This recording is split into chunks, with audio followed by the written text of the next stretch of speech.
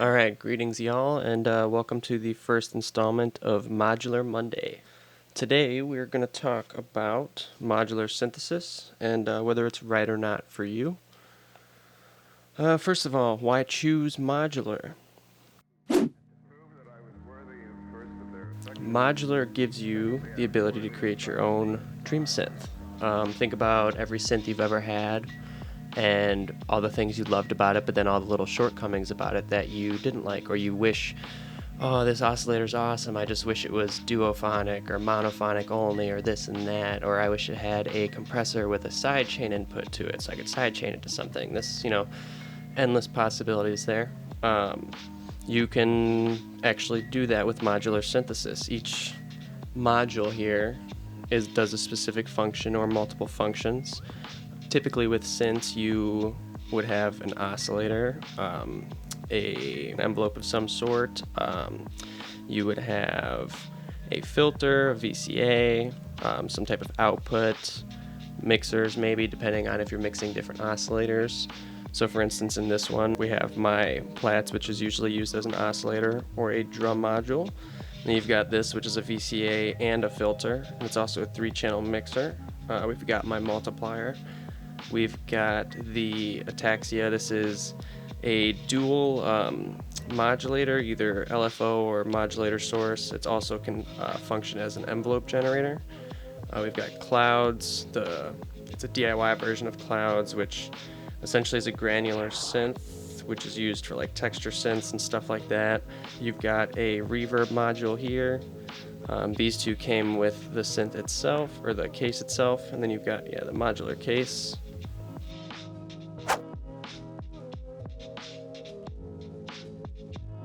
Another reason to get into modular is it gives you a little bit of a better look into how synthesizers are routed and everything, because it's not just, there's a lot more that goes into it than just pressing a key and having it go into there. As you can see, this is for a very basic patch. It still have to route multiple things here just to get it to sound like that, because if I don't, we have that, it's just a constant, right? That's the gate.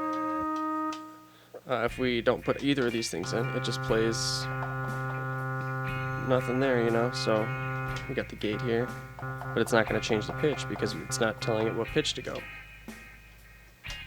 It essentially gives you a deeper look into synthesis if you want to dig deeper than just the surface value. Honestly, it's pretty cool just having all these patch cables and its endless possibilities of, this is a fairly modest synth and I can patch this endless different ways. And just with this alone, the oscillator is so versatile. I've made entire tracks with just this, including all the percussion sounds, the sequences, the melodic sounds, the bass sounds. You can get a lot out of just one of these modules, as well as if you combine them with others like I have here. This is on the road to one of my dream synths. I just need a few more modules to fill it up. I'm going to get rid of these two here. And yeah, we're almost there.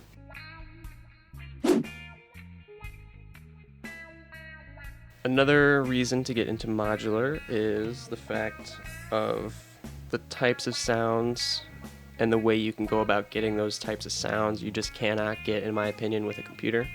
I started out making music on a computer over a decade ago, and it's been very fun, and I still do a lot of my work on it, but anytime I can get away from the computer to create my sounds or music, I try to. And with this, I've been able to just randomly come up with stuff just by patching random things together that I never would have stumbled upon just by clicking away on my mouse and keyboard.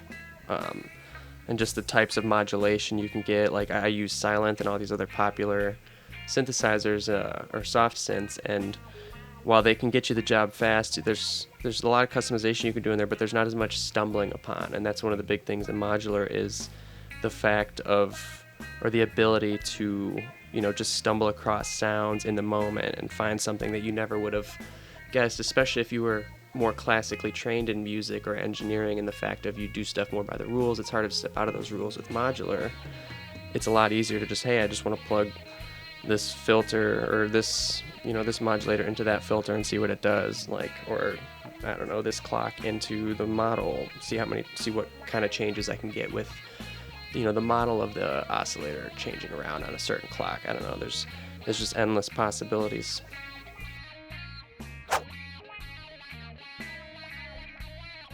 One of the final reason of getting a modular, in my opinion, is I come from a band setting as well, and like I said, clicking away, just it gets stale very fast. So any chance I can get to explore things in a more live sense, closer to what you would in a band, of just stumbling upon stuff, being in the moment, and just going with that. And because of the fact that once you unpatch it, if you were to patch it the exact same or turn it back on, some of these modules, they don't save certain settings, so you're going to lose some of the spark that you might have had. So it kind of forces you to, instead of being like, oh, it's late, I'll track this tomorrow, and then you can't get the patch exactly right, or the inspiration's gone, or whatever. It makes you, oh, I need to get this down now before I lose it, and then I can add on to it tomorrow, for because I need to get that one patch down.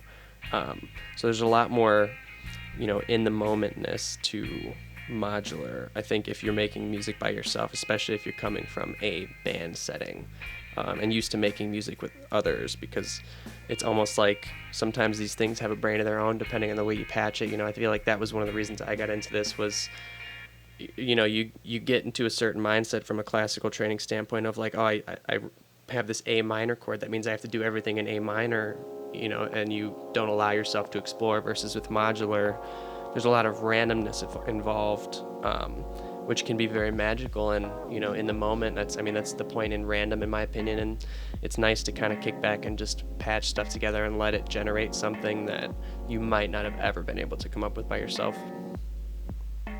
Reasons why not to get into modular. One thing that I knew getting into but really did not realize just how serious it was is how expensive it is to get started into it.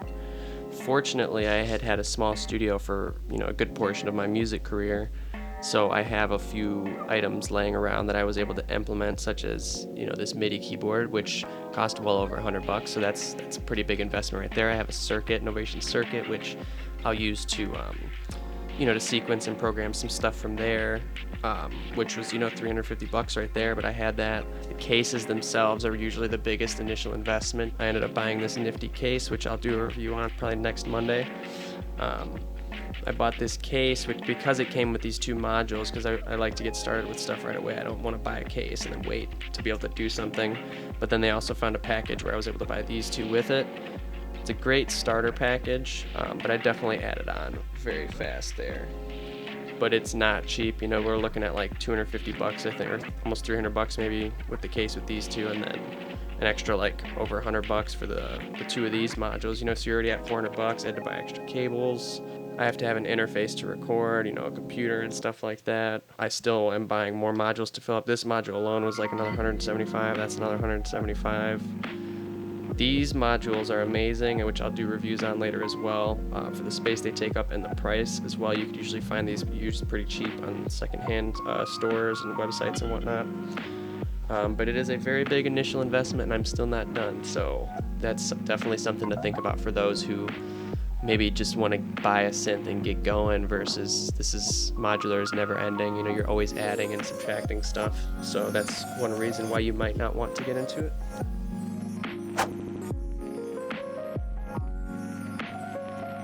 Another reason why not to get into modular is it can be very overwhelming, even for somebody who, like myself, I would consider fairly familiar with synthesis and background in like sound design and stuff like that. I'm still constantly Googling or looking up manuals, even just for, I've had Plats for like a month now, and I'm still constantly referring back to the manual. Luckily, I have a network of a good amount of friends who are into modular and gave me some good pointers on what to do and how to patch stuff and what modules to get that'll be ergonomic for what I want to get out of it. But it is still very overwhelming at times, thinking of all the things that I need to buy still in order to get what I want, or just how to route things, because of, with a typical synth, everything's routed for you. You can just adjust the envelope and it's routed exactly to the filter and the VCA like you need it to be. Versus like you actually have to patch, your gates and your triggers to the envelope, and then the envelope to like the oscillator, and then the oscillator goes out to a mixer, and which is awesome because you can change stuff around. But some people just want an easy sound source to get you great sounds right out of the box. And if that's what you want, this modular might not be for you.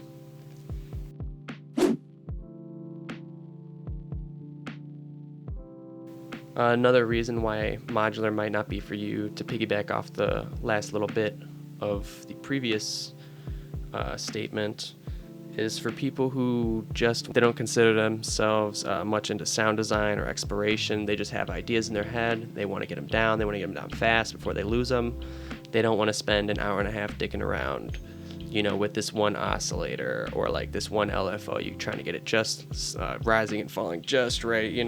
They just want a nice solid sound that they can maybe save as a preset and go back to whenever they want that type of sound.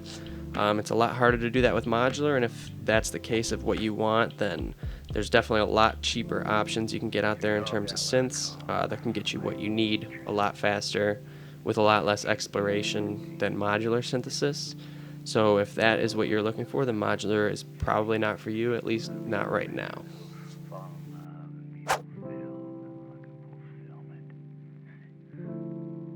And then the final reason why modular might not be for you is if you are somewhat of a perfectionist and you like to constantly have the most versatility at all times and at any given moment for your sounds or your music, because the thing about Eurorack, like I said earlier in one of the previous statements, was it's very finicky and it's very in the moment. So you might be able to power back up.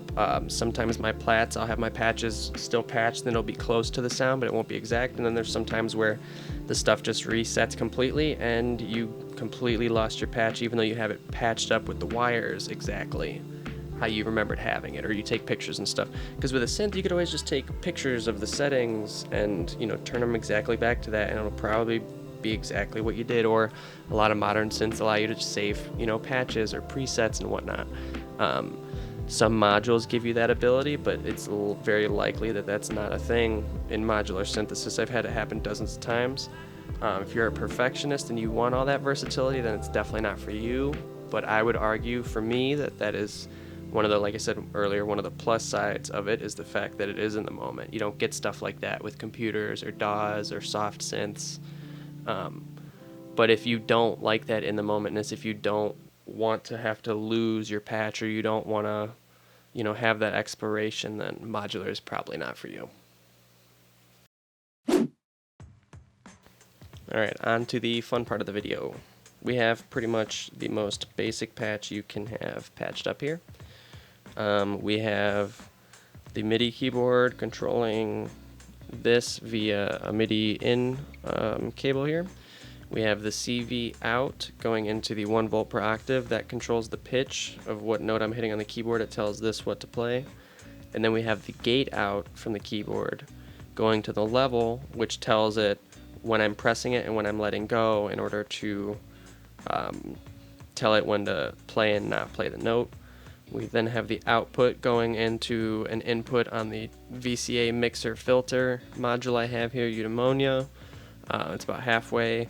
This is a low pass filter, high pass filter, resonance, the VCA section. We have that going out to my main output, which is a guitar cable out through my pedal board and direct into my interface.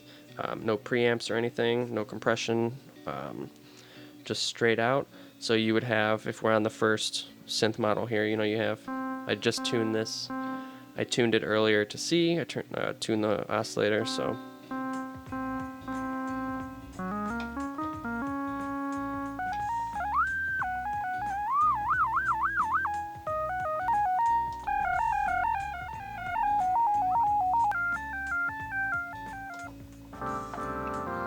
But altogether, pretty boring, right? So normally this would all be, all one solid plate on a synthesizer. But I had something in mind as I started building this. So, I chose this because it came with it, but I think I'm going to get a different filter eventually. But for now, it does quite a few things in one little box, so I like that. And then that goes to the output. Now, the cool thing about modular synthesis is, that's fairly boring, right? Let's do this here. I don't want to blow your guys' ear out. So, say we want to just add, so we'll run this through my clouds, right? We'll go input here, and we will send that to the output there, right? So normal, but then if I blend it with this texture synthesizer, adds like a little pad under it. And there's a lot of different things I can do to modulate this.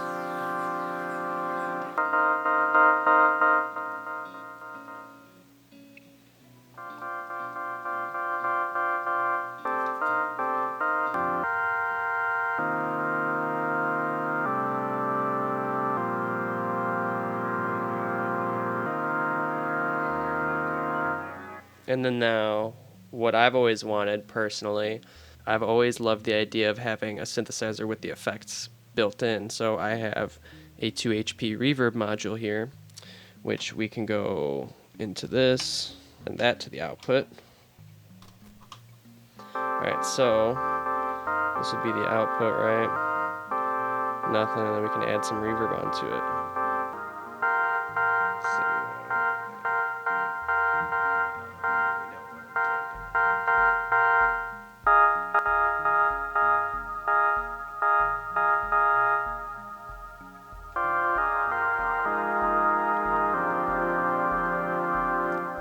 Sounds a lot better. And then if we were to add some texture under that,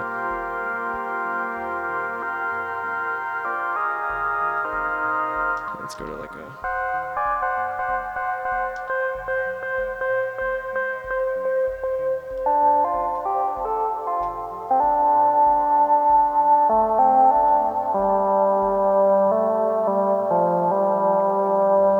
nice and dreamy, you know, fairly ambient, but still boring. Okay, so now what we'll do is we will patch a unsynced LFO to the filter.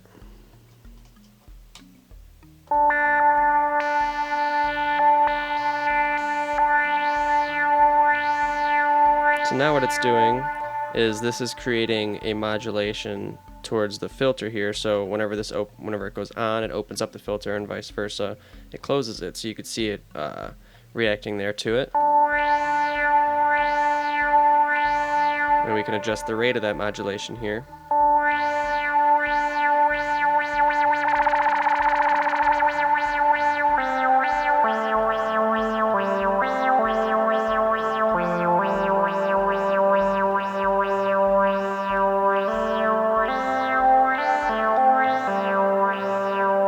Probably a little less depth on it, just to make it less apparent.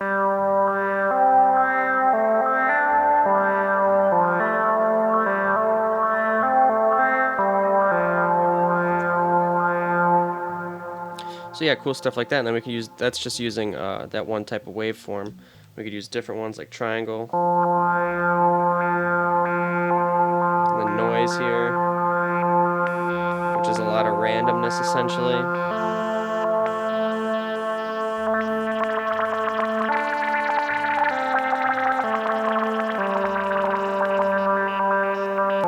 And then one of my favorite things to do with plats is you can, for instance, patch out the second LFO, which I believe is half the speed, to the model here.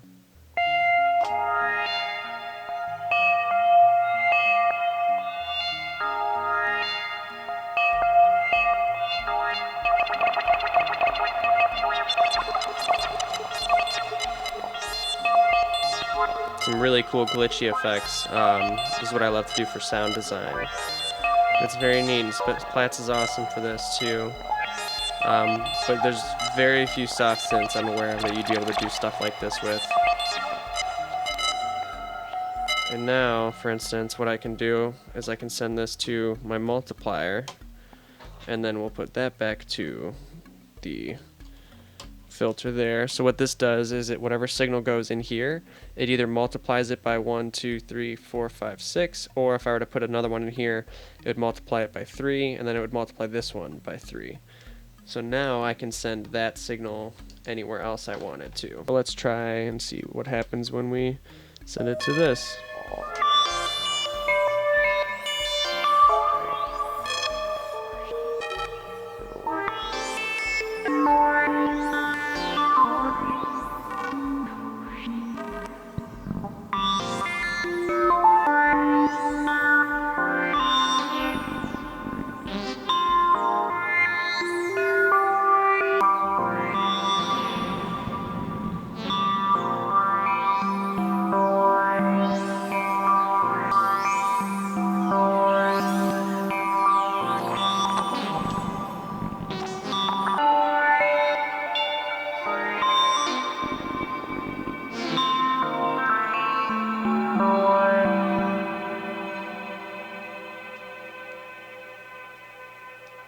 So yeah, that's just a few different things we can do with modular synthesis.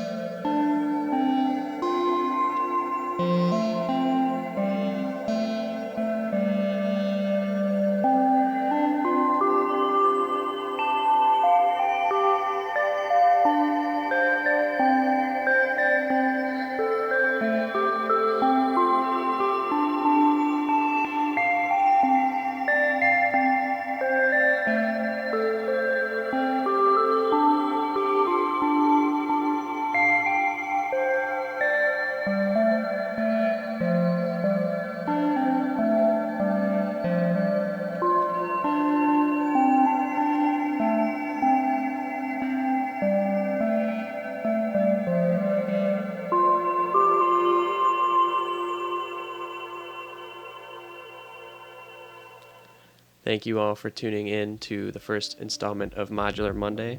We are going to try to do this every other Monday, so keep a lookout on that. Make sure you hit subscribe, like, and follow.